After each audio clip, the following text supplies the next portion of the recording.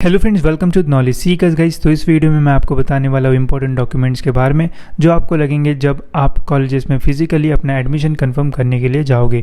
इस वीडियो में मैं आपको डिटेल में जो इंपॉर्टेंट डॉक्यूमेंट्स है उनकी जो लिस्ट है वो बताने वाला हूँ, प्लस मैं आपको कुछ इंपॉर्टेंट जो टिप्स है वो भी दे दूँगा ताकि जब आप कन्फर्मेशन करने के लिए जाओ अपने एडमिशन कॉलेजेस में तब आपको कोई भी जो प्रॉब्लम है वो फेस ना करना पड़े। तो वीडियो पूरा एंड तक देखते रहिए ताकि आपको सारी जो इन्फॉर्मेशन है वो मिल जाए। और अगर आपने अभी तक इस चैनल को सब्सक्राइब नहीं किया है तो सब्सक्राइब करके बेल आइकन जरूर से दबा दीजिए ताकि जब भी मैं वीडियो डालूं तो आपको नोटिफिकेशंस के थ्रू अपडेट्स मिलते रहे।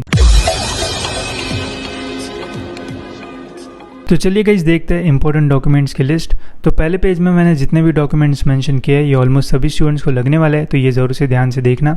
तो सबसे इंपॉर्टेंट है गाइस कैप अलॉटमेंट लेटर। तो जिस भी राउंड में आप अपना कॉलेज कंफर्म कर रहे हो उस राउंड का जो अलॉटमेंट लेटर है गाइस वो आपको ज़रूर से लगेगा, क्योंकि उसमें ही मेंशन रहता है हमें कौन सा कॉलेज लगा है, कौन सी सीट लगी है, तो वो हमें लगता है तो उसके प्रिंट निकाल लेना। नेक्स्ट है गाइस यहाँ पे cap final merit number document. तो एक प्रोविजनल मेरिट लिस्ट लगती है गाइस हमारी और एक फाइनल मेरिट लिस्ट लगती है। तो फाइनल मेरिट लिस्ट के जो जेरॉक्स है गाइस वो भी आपको वहाँ पे देना पड़ता है जब आप फिजिकली एडमिशन करने जाते हो कॉलेजेस में, तो इसके प्रिंट निकाल लेना। फिर है गाइस CET 2021 स्कोर कार्ड। तो CET का जो स्कोर कार्ड है वो भी आपको लेके जाना होगा। JEE मेन का अगर आपने स्कोर वहाँ पे डाला है तो JEE मेन का जो स्कोर कार्ड है उसकी भी जो जेरॉक्स और उसके भी जो डॉक्यूमेंट है वो आपको लेके जाना होगा वहाँ पे।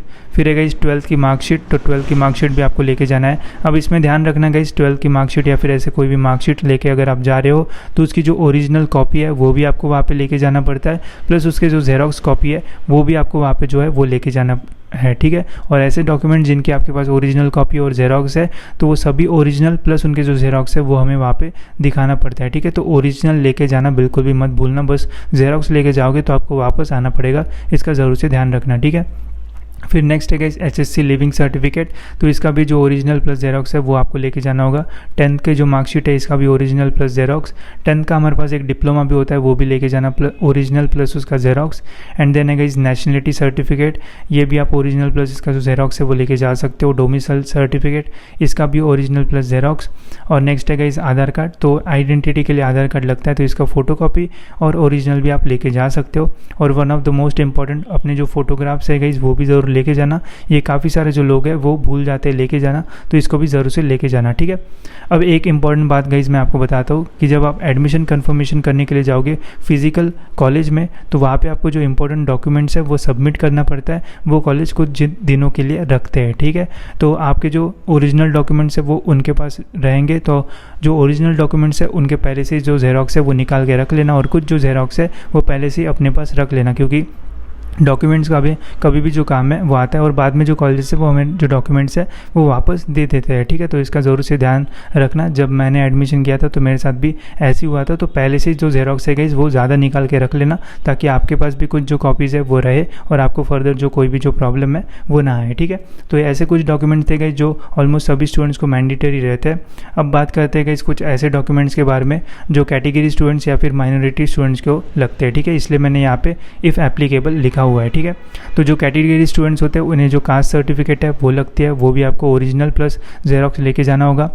किसी किसी कैटेगरी में हमें जो वैलिडिटी सर्टिफिकेट है वो भी लगता है, इसका भी ओरिजिनल प्लस जो जेरॉक्स है वो वहाँ पे आपको लेके जाना होगा। नॉन क्रिमिनल सर्टिफिकेट जिन भी कैटेगरी को लगती है वो लेके जाना, उसकी जो डेट है वो आप देख सकते हो, ये इसके पहले की जो डेट है वैलिडिटी वो रहना चाहिए। फिर माइग्रेशन सर्टिफिकेट जो महाराष्ट्र स्टेट के बाहर से वो एडमिशन ले रहे हैं महाराष्ट्र की कॉलेजेस में तो उनको माइग्रेशन सर्टिफिकेट लगता है, प्लस एलिजिबिलिटी सर्टिफिकेट भी उन्हें सबमिट कर देना पड़ता है with in 10 days of admission, ठीक है। जो माइनॉरिटी के स्टूडेंट्स होते हैं उन्हें सर्टिफिकेट इन प्रो फार्मा ये सारी जो चीज़ें वो लगती है। तो जो भी आपकी माइनॉरिटी होगी अकॉर्डिंग टू दैट आपको जो प्रो फार्मा है वो सबमिट करना होगा। अगर आपने TFWS या फिर ऐसे कोई कोटा से अप्लाई किया होगा तो जो इनकम सर्टिफिकेट है वो भी आपको वहाँ पे देना पड़ेगा, तो ये भी आप दे सकते हो। और अगर आपके एजुकेशन में कोई गैप था तो गैप सर्टिफिकेट जो है वो भी आपको वहाँ पे सबमिट करना पड़ता है। और जैसे मैंने आपको पहले बोला कि जितनी ओरिजिनल डॉक्यूमेंट्स है ओरिजिनल डॉक्यूमेंट्स लेके जाना है, प्लस उनकी जेरॉक्स भी निकालना है, कुछ जेरॉक्स अपने पास रखना है और कुछ जेरॉक्स फिर वहाँ पे भी हमें देना पड़ता है, ठीक है। ऐसे बंच बना के वहाँ पे हमें सबमिट करना पड़ता है। वो जब आप कॉलेजेस में जाओगे फिजिकली एडमिशन करने के लिए वो भी आपको ज़रूर से गाइड करेंगे और बताएंगे कि कैसे आपको सारे जो डॉक्यूमेंट्स है वो अरेंज करना है। तो अब गाइस मैं आपको कुछ इंपॉर्टेंट चीज़ों के बारे में बताता हूँ जिससे आपकी फर्दर काफ़ी हेल्प होगी। सबसे पहली और सबसे इम्पोर्टेंट ये बात है गाइस कि जो आपके पास डॉक्यूमेंट्स है, जो भी आपके पास ओरिजिनल डॉक्यूमेंट्स है, उन सभी डॉक्यूमेंट्स को एक बार स्कैन कर लेना अच्छे से, ठीक है। और स्कैन करके एक पूरी जो फाइल है गाइस, एक तो गूगल ड्राइव पे अपलोड कर लेना, या फिर अपने डिवाइस में रखना, या फिर लैपटॉप डेस्कटॉप में लोड करके रख देना, क्योंकि वो डॉक्यूमेंट्स का कभी भी जो काम है गाइस वो आता है। और अगर आप ड्राइव पे अपलोड वगैरह कर दोगे तो फिर किसी भी डिवाइस से अगर आपको लगता है तो लॉगिन करके आप उन सारे डॉक्यूमेंट का जो एक्सेस है वो कर पाओगे, ठीक है। नेक्स्ट है गाइस, जब आप फिजिकली कॉलेजेस में जाओगे एडमिशन कंफर्मेशन करने के लिए, तो उस कॉलेज का जो फीस स्ट्रक्चर है वो ज़रूर से एक बार सही से चेक कर लेना। और स्पेशली उन स्टूडेंट्स के लिए बोल रहा हूँ जो अपने डिस्ट्रिक्ट के बाहर के जो कॉलेजेस है वो लेने वाले हैं, तो फीस स्ट्रक्चर ज़रूर से एक बार अच्छे से चेक कर लेना। ऐसा बिल्कुल भी नहीं होता कि स्टार्टिंग में हमें सारी जो फ़ी है वो पे करना पड़ता है। अगर आपको इंस्टॉलमेंट वाइज फ़ी पे करना है तो वो भी आप कर सकते हो, वहाँ पर उनको बोल सकते हो, वैसे आप जो फ़ी है वो पे कर सकते हो, ठीक है। प्लस अगर आप हॉस्टलिस्ट स्टूडेंट हो या फिर अगर आपको हॉस्टल वगैरह लेना है तो कॉलेज में जब आप जाओगे तो हॉस्टल की भी सारी जो इन्फॉर्मेशन है वो ले लेना। प्लस कैसी प्रोसेस होती है हॉस्टल के लिए वो उनको पूछ लेना। और ये भी पूछना कि मेस की फ़ी और जो हॉस्टल की फ़ी है वो अलग अलग है या फिर सेम है, क्योंकि कभी कभी होता है कि वेबसाइट पे हमें हॉस्टल की फ़ी देखने को मिलती है और जो मेस की फ़ी है वो अलग अलग आते हैं। तो इन सारी चीज़ों के ऊपर अच्छे से ध्यान रख लेना।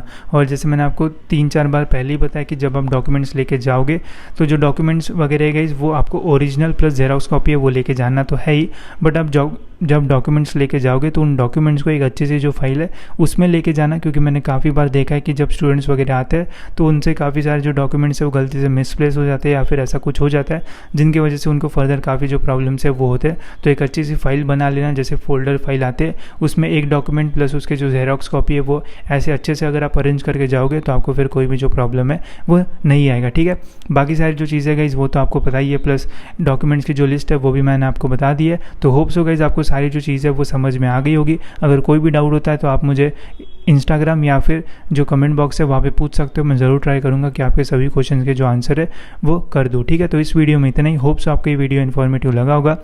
और अगर आपने अभी तक इस चैनल को सब्सक्राइब नहीं किया है तो गाइस सब्सक्राइब करके बेल आइकन जरूर से दबा दीजिए, ताकि जब भी मैं वीडियो डालूँ तो आपको नोटिफिकेशंस के थ्रू अपडेट्स मिलते रहे।